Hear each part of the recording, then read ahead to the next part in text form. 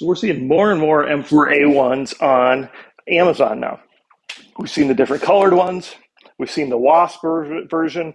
Now we've got another M4a1, and this is from VDD Toys. I've shown you a lot of blasters from VDD Toys.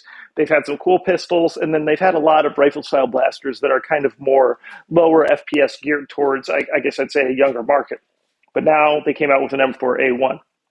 So it's going to be interesting to see how this compares to the others out there and where we're at FPS-wise with this one. Because it does have a motorized magazine. It's that drum magazine. It does appear to be similar to design to the M4 Wasp that I've shown you a couple times. So it'll be interesting to see if it's that end of the FPS, which is around 150, or if it's closer to what we've seen with the traditional M4a1, which is closer to, 220 FPS. So we won't know, of course, until we do the demo. But what you see right here is what comes with it. So again, the VDD Toys M4a1, right? Everything on the screen is what is in the box. Got your safety glasses, of course.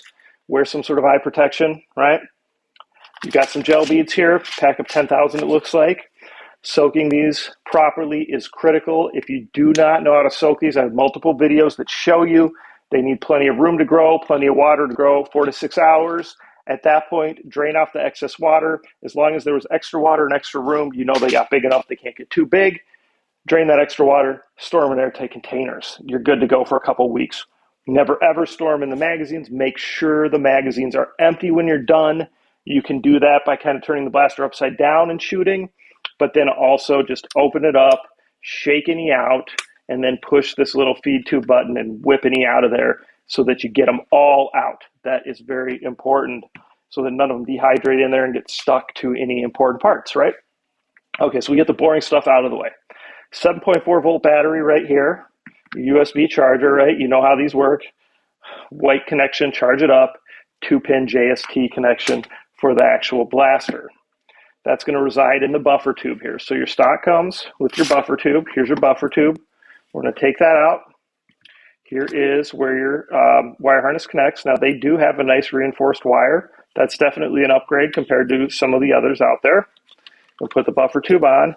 Just lines up with these grooves. There's a couple notches and a couple little pieces that stick out on the buffer tube. Twist it in place, and you're set, okay? And you don't need to take that off and on anymore. Now, I advise battery first, and then connect this. Okay, that way you can leave your harness at this end of the buffer tube.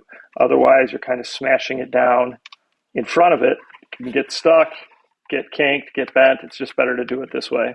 Stock goes on, just push this button, and that's how you can adjust it, and you can see it lock in place, right? All right, so we got that on there, like how he's tested. Know it's working, and then you can flip it to safety. So these, they do say semi-automatic, but pretty much that's not functional in any of the M4s that I've seen from Amazon. Really, you've got safety and automatic, and those are your two choices. Now, this does have the magazine priming charge handle. So when you pull this, when the magazine's in, it will go ahead and prime the magazine, and that way you get that motor and that magazine running, and it's filling up that feed tube so it's ready to shoot when you go to shoot. Barrel, this will actually come with the orange tip off. You'll put the orange tip on. Your inner barrel's right here with the spring on it. That's just going to go right in here. You're going to line it up. It's going to push in. And that's going to slide on here. Kind of similar to buffer tube. You see these notches here? So you're going to line those up. And before we twist it in place, we're going to put this little optic that comes with. So you got your light here. So there's always a lot of, not a lot, but there's always some commentary about which way to put these on. Dude, it doesn't matter. These are toys, however you want to do it. I have seen both ways. I'll be honest, I don't technically know which way is proper, but every picture that any of these manufacturers of these gel blasters show, always show them on this way. Yes, I have seen movies where they're on the other way.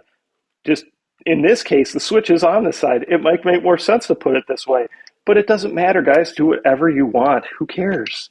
So, these are pretty much just here for cosmetic purposes. It's not like they really do anything. So whatever you think looks best, go ahead and do. Just tighten it down there. Now you can twist that in place. Otherwise, that wouldn't stay in place.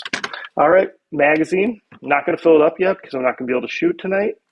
Just going to slide this on here. And then you can hear right now. Hear that? That's the motor running in the magazine because we're priming it. Those gel balls are going through the feed tube. Magazine release button right here. The dust cover pops open every time you prime it too. Release button's right here. Obviously your trigger's here. So that's it. That's pretty much straightforward. M4a1 VDD toys. Check back. Let's do some FPS testing. It'll be interesting to see where this one's at. And, comments, questions, please post them. I try to answer all of them. And, of course, please like, please subscribe, and participate in all the giveaways. I've got a lot of blasters, and I love to share them with all of you who support me. So I try to do a lot of giveaways, doing at least 2 per month for the summer, and always at least 1 per month after that.